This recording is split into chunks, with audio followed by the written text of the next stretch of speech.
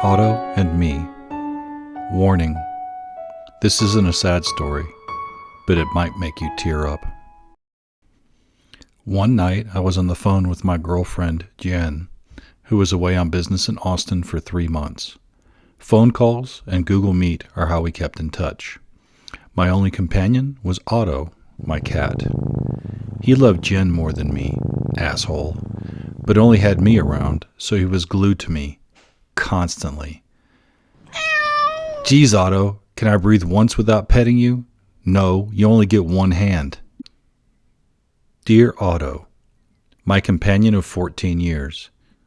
The first time we met, he was a half-grown stray at Otto Philipp von Schnabel Park in San Antonio on the side of a dangerous road. I found him, but he adopted me. A German metrosexual, oh ja, with the gentlest character as long as you were human. If you were a cat in his domain, he would bully the shit out of you.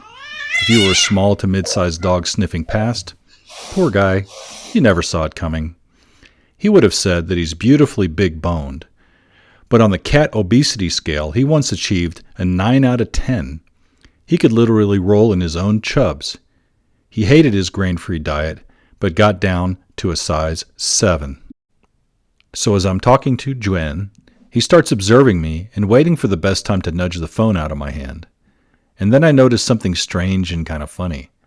Why are you looking at me that way? He had this snaggletooth look I'd never seen before. His bottom tooth was sticking up over his top lip. What the hell, Otto? And then went back to my phone call, and then my phone was on the floor. Call over. The next 5 days I observed him to see if it would go away, but he would pick at his mouth after eating, and his snaggletooth started looking more like an inverse saber tooth. Finally, I decided to get him checked out at the vet.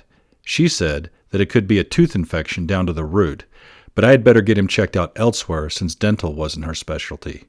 She also suspected it could maybe be cancer, since she had felt an unusual growth. Cancer has been my boogeyman since I was 10, when I discovered a lump in my scrotum. The doctor cold-bloodedly declared, "You have testicular cancer." I didn't know exactly what that was, but I knew it was bad.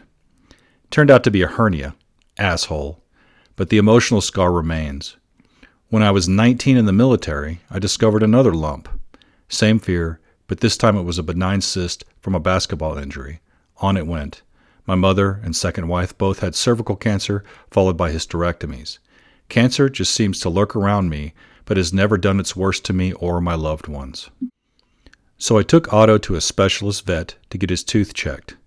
The rate and shape at which it's growing indicates one of 3 types of cancer.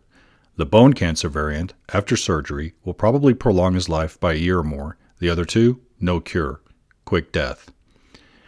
I spoke at length with the vet about options, but Otto was old, and the vet agreed. I decided euthanasia was the kindest thing I could do for my companion. Remember how I told you this isn't a sad story? I had never been as close to Otto as I would have liked, except in sporadic moments. So him loving Jen more wasn't a surprise to me. Still an asshole, though. Now that death was approaching in 2 weeks, I began to study him closely. He became the center of my attention for that short time period. The best soft foods, regular outdoor access, combing and grooming, and gentle, non-teasing words. I would let him sit on my lap and fall asleep while I quietly read. For the first time, my life centered completely around him. I even wrote him 2 poems commemorating his simple, automatic ways. I think that after the nurse had given him his tranquilizer and he lay slowly breathing as he faded into semi-sleep, I loved him the most. I was witnessing his great transition right up close. The entire 2 weeks had felt to me like a merging of life with death and death with life. As he lay dying, he had never been more alive to me. Strange.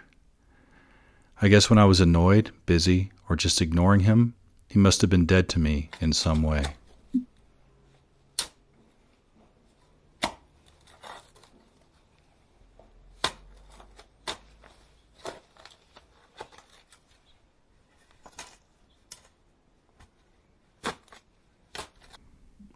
I buried him in my backyard. When I walk past his grave, I think of his cold body in the hard ground, but also the intensely beautiful cat life that he manifested just as he was. Experiencing life and death, joy and pain, coalesced like that evoked in me a whole new vision of our existence.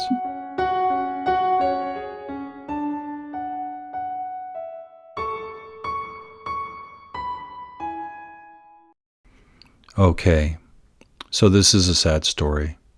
I lied. Kinda. But it's also much more than that. It's Otto and me.